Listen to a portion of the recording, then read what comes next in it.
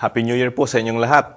Siguro hanggang naman ngayon tapos na yung ating mga celebration pero may pahabol pa siguro mga Christmas party, reunions, at saka may mga hangover pa sa ating mga previous holidays. Ngayon po linggong ito, we celebrate the Holy Family Sunday. Ito po ang Sunday after Christmas. It so happened it is also the day before New Year. And this Sunday, we will reflect upon Gospel of St. Luke chapter 2, 41 to 52. Ang title po ng episode natin ngayon sa Men of Light ay Hating Kapatid.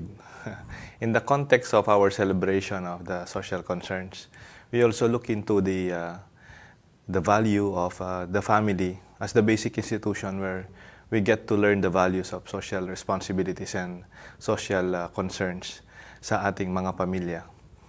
Sabi nga nung isang expression na charity begins at home.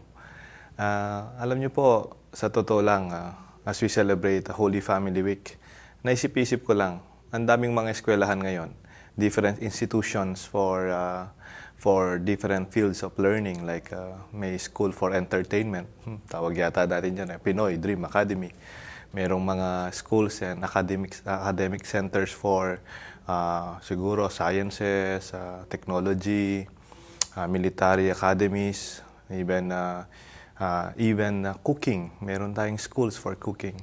And kung pupunta ka sa iba't ibang klaseng shops, merong mga nakasabit na diploma, mga certificate of attendance to specialized training for such a skill. Pero ito lang po yung gusto kong makita someday, na there will be some kind of institution or a school that will prepare us to our life in the family.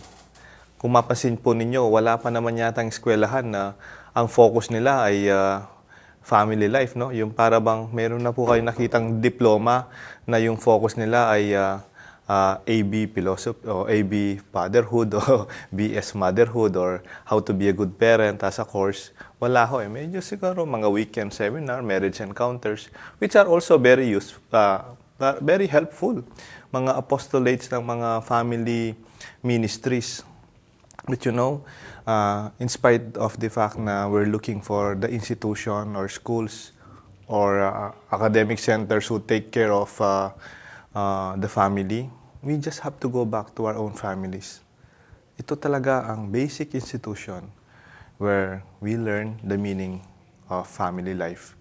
At siguro dito natin pwedeng tignan ang sariling pamilya ni Jesus, kay Maria at Jose, ang kanilang karanasan kung paano nahubog si Jesus bilang hindi lang anak ng Diyos, kundi anak ni Jose at Maria, naging tapat at pagmahal na anak ng Diyos at sa kanyang pagmamahal sa kanyang kapwa ay nahubog din ito, no? Hindi lang sa kanyang kadyosan, kundi sa kanyang pamilya dito sa sanlibutan. And this will be our reflections. Ang title po ay Hating Kapatid. Pakinggan po natin ang ating gospel na babasahin from Luke chapter 2 verses 41 to 52. A reading from the Holy Gospel according to Luke. Each year, Jesus' parents went to Jerusalem for the feast of Passover. And when he was 12 years old, they went up according to festival custom. After they had completed its days, as they were returning, the boy Jesus remained behind in Jerusalem, but his parents did not know it.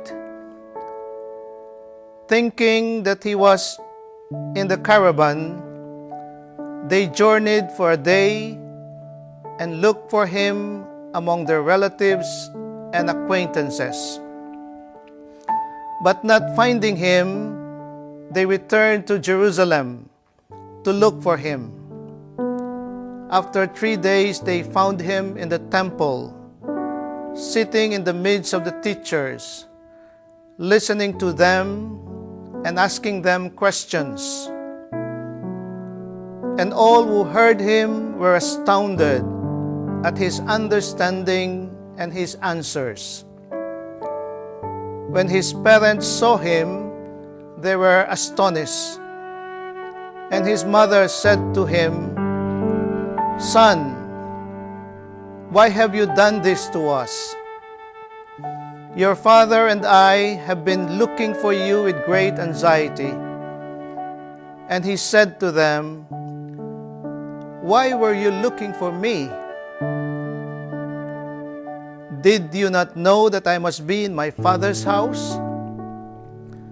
But they did not understand what he said to them.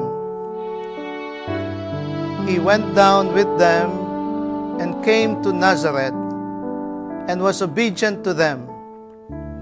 And his mother kept all these things in her heart.